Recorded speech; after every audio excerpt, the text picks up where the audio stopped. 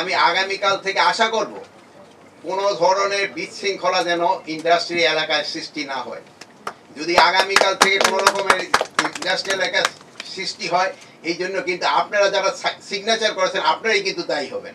এই সমঝোতা স্মারকে আমার ভাই বোন সবাই সিগনেচার করেছে, আমার মালিক পক্ষ সিগনেচার করেছে, আমার শ্রমিক ভাই বোনেরও সবাই সিগনেচার করেছে।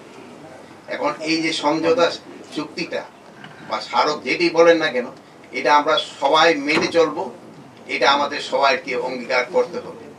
এবং এই সমঝোতা চুক্তি থেকে আমাদের কিন্তু পিছু হটার কোনো কারণ বা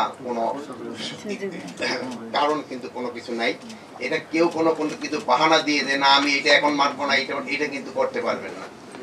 আর আমি আবার আমার ভাইরা বলছে যে আগামীকাল থেকে আমরা দেখতে চাই আমাদের এই শিল্পটা সচল। অনেক কিন্তু বিভিন্ন জায়গা থেকে বিভিন্ন ধরনের উস্কানির মাধ্যমে এই শিল্পটাকে নষ্ট করার কিন্তু চেষ্টা করা হয়। এটা শুধু দেশে না, বাহিরের থেকে। এই শিল্পটা যদি বাহিরে চলে যায় বা অন্য কিছু হয়, কিন্তু এই ক্ষেত্রে আমাদের কি হবে, এটা কিন্তু আপনাদের সবারই চিন্তা করতে হবে। এই আমাদের এখানে সাংবাদিক ভাইয়েরা আছেন, এটার ক্ষেত্রে আপনাদেরও কিন্তু একটা বড় ভূমিকা আছে। আপনারা কিন্তু সবাইকে বলতে হবে এই শিল্পটা আমাদের জন্য কত প্রয়োজন। এইটা যদি আপনারা যদি তাদের বুঝাতে পারেন তবে কিন্তু খুব লাভ হয়।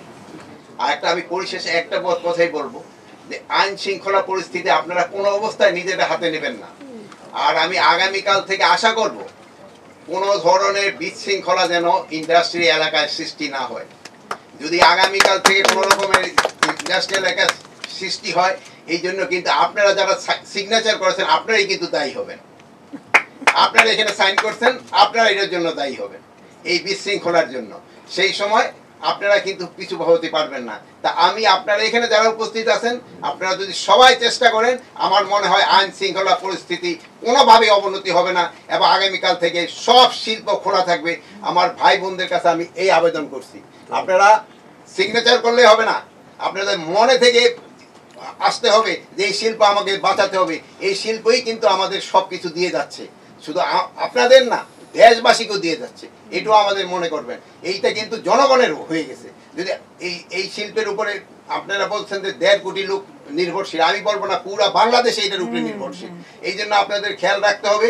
আমি আপনাদের কাছে আবার অনুরোধ করব, শিল্পটা যেন আগামীকাল ভালোভাবে চালু হয়, এই জন্য আপনারা সবাই চেষ্টা করবেন। আপনারা চেষ্টা করতেছেন এবং চেষ্টা জারি রাখবেন। আপনারা এখানে যেভাবে কমিটমেন্ট করে গেছেন, এই কমিটমেন্টটা আপনারা রাখবেন এবং আপনারা রাখলে আগামীকাল থেকে এই শিল্পটা চালু হবে এবং কোনো ধরনের বিশৃঙ্খলার সৃষ্টি হবে না। কিন্তু এরপরও যদি কোনো রকমের বিশৃঙ্খলার সৃষ্টি হয়, সেই জন্য কিন্তু আমাদের অন্যান্য ব্যবস্থা নিতে হবে, যে এটা নিয়ে আমাকে কাজের জন্যই কাম্য না। আমি চাচ্ছি ভালোভাবে শৃঙ্খলভাবে কাজ হোক এবং কোনো রকমের বিশৃঙ্খল না হোক। এই দোয়া করে আমি সবার কাছে আবার আমি অনুরোধ করব, আপনারা ভালো থাকেন এবং দোয়া করি আপনারাও ভালো থাকেন, আমাদেরও ভালো রাখেন এবং এই শিল্পটাকে বাঁচান, দেশটাকে বাঁচান।